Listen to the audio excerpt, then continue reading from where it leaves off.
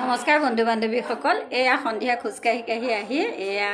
মাহী এগৰাকীৰ ঘৰ পালোহি দেই ঘৰত চোফাত বহি থাকোঁতে বোৱাৰীয়ে নাতিয়ে হুলস্থুল কৰিলে সাপ সোমাল গতিকে সাপডালো মাৰিবলৈ গোটেইবিলাক গ'লোঁ এটা বৰ হুলস্থুলীয়া পৰিৱেশত একদম আবদ্ধ হৈ গ'লোঁ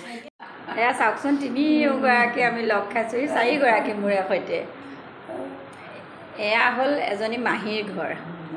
এজনী হ'ল মোৰ মাহী দেই বহুত বছৰ মূৰত পাইছোঁ শিক্ষয়িত্ৰী এতিয়া অৱসৰ লৈ ঘৰত ধুনীয়াকৈ একদম স্বাস্থ্যও ধুনীয়াকৈ চলি আছে এয়া হ'ল মোৰ একদম ফ্ৰেণ্ড বুলু ৰাতিপুৱা গধূলি একেলগে খোজকঢ়া ব্যায়াম কৰা লগ পোৱা এয়া আপোনালোকে চিনিয়ে পাব লগতে কুচুম বাইদেউ অনিমা মাহী কুচুম বাইদেউ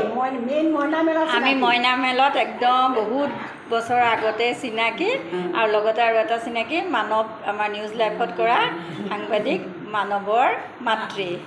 গতিকে এয়া আপোনালোকক দেখুৱালোঁ সন্ধিয়া ফুৰিবলৈ আহি তিনিওগৰাকী লগ খাই সোমালোঁ মাহীহঁতৰ ঘৰত সাপ এটাও মৰা হ'ল আজি সাপ এটাও সোমাইছিল সেই সময়টোতে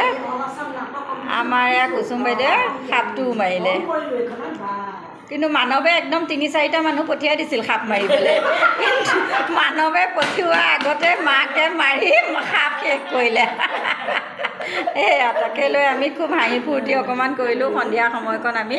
এনেদৰেই পাৰ কৰিলোঁ দেই